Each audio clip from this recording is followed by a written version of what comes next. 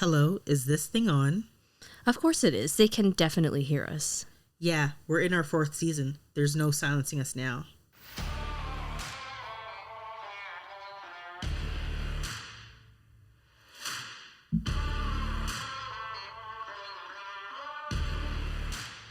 Welcome to the Gritty Nurse Podcast, an unfiltered discussion on health and healthcare. My name is Amie Archibald-Varley. And I'm Sarah Fung, and we are your podcast hosts. Please make sure that you subscribe to our new YouTube channel where you can watch our podcast in video format. Please hit the subscribe button. And if you're listening on Apple Podcasts, Spotify, iHeartRadio, or any other podcast platform, leave us a rating and review. Yes, we finally did it. Oh my gosh, that was wild. I can't believe that I think we're really good at unscripted content, but the minute it becomes scripted, all manner of things just start going wrong. It was just, you know what? Trial and error. After our 5th time, it was perfect. So I think that's exactly what we wanted anyways. Yeah, I mean, it's okay to make mistakes, but I think we've just been a little rusty. We've taken a little bit of a break. Now it's time to get back into it, and I'm glad to be back. Absolutely, back in the swing of things. And today we have a really good episode. It's been all over the news waves in terms of nursing, healthcare, various different conversations, and it is surrounding nursing icks. Before we even play the clip, what do you think about this whole TikTok trend or nurses just being on TikTok in general? Well, I mean, I think it's fine for people to be on TikTok. We talk all the time about being on social media, but there's a fine line between being on it responsibly and irresponsibly. And there's been lots of trends going on, and I think people just they get caught up in the trend, right? So this whole ick thing was started, I'm not sure by who, but not by a nurse, and they kind of rode that wave, and they just crashed and burned. I'm just gonna say that they rode the wave. They crashed and burned. It was awful. They needed CPR. Like, I don't want to give everything away, but it didn't end well. It did not end well. And the thing is, there are now 2 videos that went viral for nursing icks, and of course they're both in our world, in our domain, which is kind of embarrassing, actually, because we're both maternal child nurses. So my background, again, is in labor and delivery. I dabbled a little bit in education from the maternal child perspective, and you were an NICU nurse. So I just think that, seeing that both of these trends being viral coming from our backgrounds is really embarrassing. And it's embarrassing because that is not how I felt when I worked in labor and delivery. But maybe before we get into it, we'll just run the clip. When you come in for your induction, talking about, can I take a shower and eat? What? My ick is when you ask me how much the baby weighs, and it's still in your hands. Dad comes outside and asks for a paternity test right outside the room door. Saying you don't want any pain medicine, no epidural, but you are at an 8 out of 10 pain with just a Cervidil, and you're still closed, fingertip. When we've already told you to push the call light, but every 5 minutes, your family member coming at the front desk, asking for something else. Excuse me, can I have a blanket? Another ick, when you're going room to room between one baby mama and your other baby mama. Oh, no. Ick. Say that. It's the unlimited trips to the nurse's station for me. So if you guys haven't seen or heard this video, I think that it's definitely, I could see why it went viral. There's a lot going on there. And Amie, when you sent this to me initially, I hadn't watched the clip, and I kind of thought in my head, like, we did a similar episode. But then when I actually watched the clip, I'm like, we did not do a similar episode, because we did an episode. If you guys haven't listened, it was about who makes the worst patients, and we kind of went through which occupations we thought were a bit more demanding than others. But this video just takes it to a whole new level, and I think there's a lot of learnings that can come out of it, which we will get into. But I just don't think these nurses really thought about what they were doing before they did it, and maybe they just wanted to ride this ick trend. Yeah, so let's talk about the fact that, like the whole setting, right? First and foremost, they're at work, right? They're in their scrubs. They are on the hospital unit. You can identify the hospital that they're working at. This whole thing is just plagued by bad decisions. And it was when I get, people trying to, make light of situations and trying to be funny. And I'm not to say that, as a labor and delivery nurse or as, being a nurse that, sometimes nurses make jokes, right? I'm not going to say that never happens. Because if I said that never happened, it would be a lie. Like I think in any profession, people, unfortunately, fortunately, whatever the case may be, will make fun of their clients. In healthcare, of course, it comes at a cost, right? If you're going to publicly go out there and say these things about patients and about patients' families and put it on a public platform, well, this is not a consequence-free world. And they ran into the fact that their employer found out about it. They were in the hospital doing it, and it just was massively inappropriate. Yeah, so just backtracking a little bit, they were doing this at work. So it was easily identifiable by the background, by their badges. I even saw one person on YouTube say that the nurse at the very end who had the headband on, it actually had the hospital logo on it if you look closely. Gosh. So number one, maybe they didn't use the patient's actual names and they didn't name the hospital, but there's lots of different ways they could have been identified. Also, the fact that they did it during work time, it's, right. I mean, like, maybe they were on their break, but regardless of which, they were doing it at work when they shouldn't have been. They also used really specific situations where I think that people could have identified who they were speaking to, right. Because some of the other TikTok responses were from patients who delivered at the hospital, and they recognized some of the specific nurses, and they actually mentioned they had really negative experiences, and watching this video actually re-traumatized them to their their births that didn't go well. It would have been a really good moment for these nurses to respond to what happened, maybe even make an apology video. So if they went on TikTok to create this video that was obviously wrong, maybe they should go back on TikTok and apologize on behalf of the hospital to say that they know what they did was wrong now and they regret their actions, just to kind of circle back, right? And I also think that maybe the hospital could have addressed this a bit differently. I do agree 100% that what they did was wrong, but I also think this could have been a teachable moment to maybe educate the nurses on why this was wrong. Maybe they need to do some remedial classes. Maybe they need to talk to other nurses about what they did and what they learned from it and what they shouldn't be doing as nurses. So, I mean, like, I think that's something they could have done, because just to have this video out and have them fired, it kind of gives nurses a bad image. Like, there's no follow-up. Like, what happened to them? Did they go to work in a hospital? Are they no longer nurses? Like, what's happened in the meantime? I don't actually know. Yeah, I think so. And I think when we're talking about, the fact that they were terminated, I kind of circle back to the thought of, like, what are hospital organizational policies? And every hospital has their social media policy. So I'm sure the reason that they were fired, mainly more than anything, was that they were in breach of their social media hospital's policy.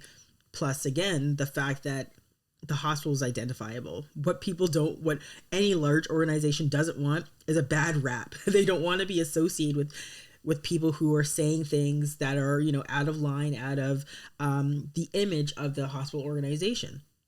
So I think that, it's probably the social media policy, the fact that they were saying things that were not in alignment with with the organization's policies, and the fact that it was just super insensitive. I agree with you, though, Sarah. I agree that there should have been a teachable moment. It should have been an opportunity to say, hey, there's something that, like, this is something you shouldn't be doing. And I also think it might also be just like a generational thing. Like, I did have a cell phone, but there was no TikTok when we were nurses. Like, we weren't, and again, it wouldn't have been a trend that I would have been interested in. But I just think that would have been an opportunity to be like, this is not the right thing to do, and here's how you can do this better.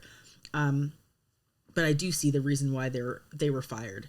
One of the articles did point to that nurses have a lot of frustration. They probably were trying to, put their frustrations out, but I just don't think it was the most appropriate way. Right. And to be honest, I've had a lot of frustrations with patients, and probably what they said in their video, I would have said in my head. Right. Like, let's be honest. I'd be like, Maybe in your I'd be head. like, what the hell? I just got them a blanket, right? Like, I would have thought all this, but in my head. Or maybe I would have discussed it with another nurse privately, but I wouldn't have discussed it in a public forum. I wouldn't have put it on social media. I guess it wouldn't have occurred to me because I'm not really on TikTok. But, you know, to each their own. And I think that one other thing that really struck me, though, because you mentioned that this was in a Black community, 3 out of the 4 nurses that did this TikTok video were Black.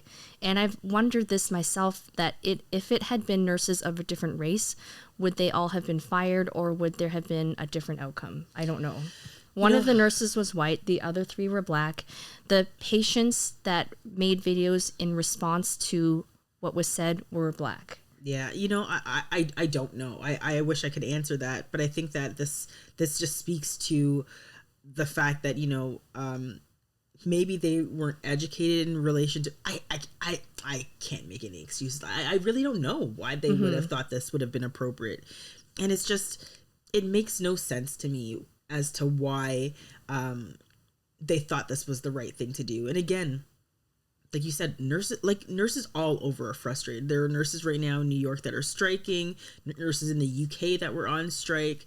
Our healthcare system is in shambles. Like, I've almost gotten to the point where I'm just like, is there any point of me continuing to say anything, because nothing is changing? And I think that frustration is amongst all nurses, nationally, internationally. And I think it's just, what is the best outlet that nurses can have to have their voices or their concerns validated? So I think that the other piece that we need to talk about is the fact that, you know, maybe Emory as a hospital has also another problem going on, that their nurses aren't feeling heard.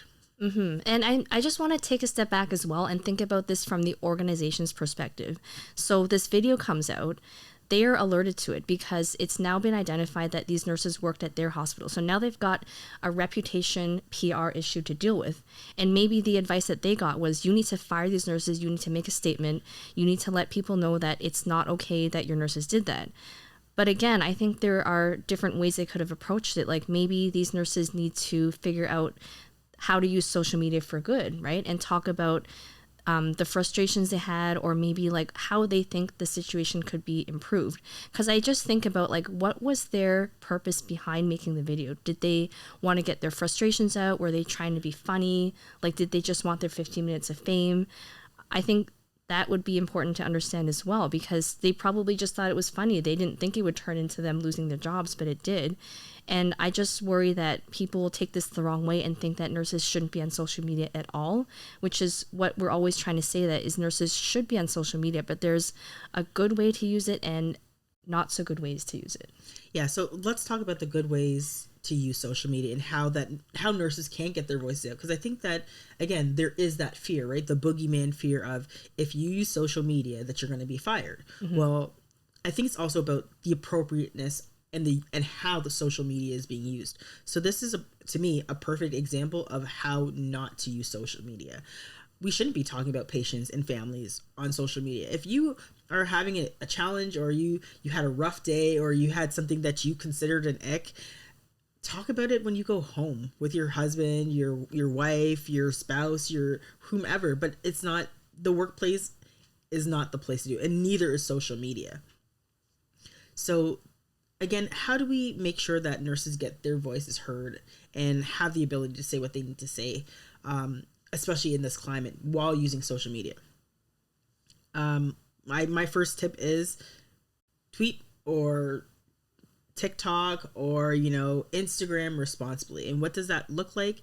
It means not identifying your employer, not speaking on behalf of the organization, speaking on behalf of yourself as an individual.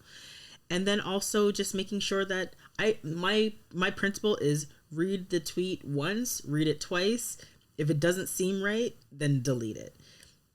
I don't even know if I feel like they almost streamed the video. Like, it was made in the moment, and then they spliced it together and just put it out there. So my first thing is, don't identify your employer. Don't talk on behalf of your employer, and then just make sure that you're doing it responsibly.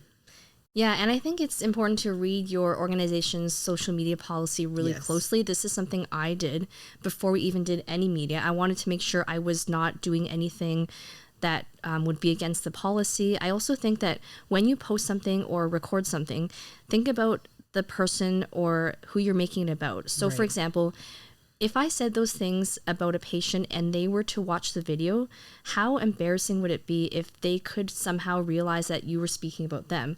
Like if I was in labor and something really embarrassing happened, how would I feel if my nurse then went and made a TikTok video about it and there was enough specific information given that my friends and family knew it was about me? Right. I think that would be absolutely horrible. And the other thing you could think about is if your college of nursing, like your licensing body or your employer, were to watch this video or read this post, how would they feel about the way that you've portrayed them? So that's the other thing to think about. And I think it's just like you need to find role models who are out there doing what you want to do and kind of see how they post. And maybe that will give you some guidance on how you should go on social media. I agree. And I think this is where, we just have to be cognizant of also just patient safety, patient confidentiality. Although they may have not said anybody's name, if it is identifiable, that's a problem. Like you can't be talking about people's baby daddies or things that are very specific to the clientele that you're dealing with. It's just not okay. And I think that, that's the other thing that you have to be cognizant about. People are coming in to receive care. They're in vulnerable positions. And then again, if you go and you put this information on social media, it can identify a patient and a family. And that is a breach of patient confidentiality. I think the other piece that I thought that I had always been thinking about, and probably other people were thinking about, is what about freedom of speech? And I would just say this: freedom of speech doesn't mean freedom of consequences. And I think whatever you're doing, whatever you're thinking of doing, remember, you can say whatever you want to say. You could do whatever you want to do, but it does not mean that it is a consequence-free world. Absolutely. Like it is a privilege to be a nurse. It's a privilege to hold a nursing license. It's not for everyone. And I think that's something we all need to be okay with. There are nurses who have left the profession because they want to be free to say whatever it is they want to say, and that's their right, but it also doesn't mean that you can work in any profession either. I also think that, I've had a personal experience where I was kind of frustrated with a patient that I had, and I went back to the nurse's station and I started complaining to everybody, and here's the zinger. I didn't realize that my phone had been on the whole time. So they had called for something that they needed, and I didn't realize that I didn't hang up. And I put the phone down and I started complaining about them and how demanding they were and how needy they were. And then I went back to my phone and I thought, it's been on the whole time. They heard everything I said. And how bad was that? And that was only one family that heard what I was really thinking about them. And just imagine that multiplied like 1,000 times, because back then I wasn't on social media. I definitely wasn't using it for nursing. But that's just one example where I really wish that I had thought a bit more about what I said before I said it. Yeah, I really hope that these nurses have the opportunity to apologize at the very least, right? I think that whenever you're making a mistake, whatever the situation is, that they give you the opportunity to try to make things right. Like, I mean, they can't take the video back. They can't delete it. I mean, yes, it can be deleted, but I think it's been literally shared a billion times. But I really hope that they get the opportunity to apologize to the families, to apologize to the organization, to and also just the opportunity to change. Because I don't think that these are bad people. Like, I don't think they're bad nurses. I just think they made a really poor decision, and that poor decision is reflected in the outcome of them being terminated from their employer. And again, I really hope that they can maintain their license, find a job, have an opportunity to continue to be nurses and work in a different capacity. But I do hope that, there is a new leaf that is turned over for these nurses. And I also think that the way that algorithms work with social media is that negative news always travels way faster. Mm-hmm. So I hate how every time I read about nursing in the news, it's something negative. I would love for there to be more positive news about nurses' accomplishments and things they've actually done, but it just seems like that's not how social media works. I'm sure nurses have posted like amazing videos about great experiences that they've had, but that doesn't really make front page either. No, and that's true. It's actually really true that you mentioned that, because if you type nurses and you hit news, it's never like a positive story. And I think that's one of the things that we've been trying to change actually over the past 4 years, is just to say, okay, you know, nurses are more than the sum of what people think that they are. And I think that we need, I don't know how to change that. Like, I mean, we're running into our 4th season, and it's just like we're still seeing some of the challenges that we've been seeing, and I hope for change. But it's just, it's challenging when you see the news cycles that are negative. Right. And one thing that I would say, like, I wish that if you saw a good news story about a nurse, that you like and repost and share that tweet rather than all the negative ones, because I've posted about a nurse who died by suicide that got a lot of engagement, but I've posted about good experiences that I've had in healthcare, and that basically got no engagement, because I just think maybe some people just want the drama, or I don't know what it is, but it just doesn't seem to make as much impact when it should. Yeah, I mean, I think that's a great way to start the new year, that, you know, nurses start sharing some good stories. I think that would be something that I would love to see. I would love to see, you know, nurses posting, you know, heartwarming stories, things about change, opportunities that they might have had for growth. Like, I think I'd love to see those stories, and I would definitely retweet them. It's just, I do feel like people are still in the funk of 2022, but I really hope we could turn that around. But my advice to all you listening, healthcare providers or not, is please don't make ick videos. They are just, to be honest, they're actually kind of tacky. I've seen ick videos before, and actually the whole idea and premise behind icks are talking about relationships. So like, I have this ick in relation to men, or like, I don't like when guys wear socks or they take selfies of themselves. That's an ick. I think the whole thing is bogus. It's ridiculous. And I just think that healthcare providers and TikTok, it's just so bizarre to me. Like, I think if you want to get yourself out there, just put together some original thoughts and ideas. Like, do you remember, I think it was 2 or 3 years ago, there was that Tide Pod challenge. Oh my where God. People were eating Tide Pods. I'm like, if you want your 15 minutes of fame, just find a different way to do it. No, I'm not having any Tide Pods. I'm not doing any icks, and I'm probably not going to do any TikToks. The last thing I kind of want to maybe throw in there, and maybe I'll just edit this back in, is there was a statement by the hospital that was posted online in December that said, after the video received much online backlash, Emory Healthcare wrote that it had taken appropriate action with former employees responsible for the video, which we already know that they have been terminated. They did say that the video does not represent their commitment to patient and family-centered care, and it falls short of the values and standards we expect every member of our team to hold and demonstrate.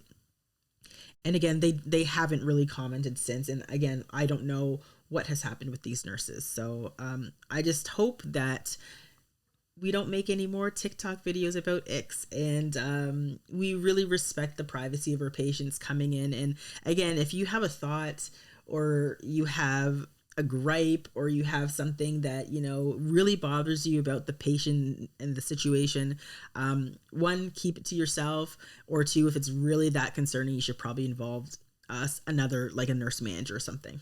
I think you just need to find healthy ways to vent. So whether it's like old school writing in a journal, or just thinking it in your head, or maybe you need to go for a run and get your frustrations out a different way. But don't take it out on your patients, and don't spread information that is going to potentially hurt or harm someone. I agree. 2023 should be the year of journaling and taking out your frustrations in a completely different way. Hit the gym. Go do some jujitsu. I knew you were going to say that. Maybe take up some, you know, like MMA lessons, but don't take that out on the patient. Thanks for listening, everyone.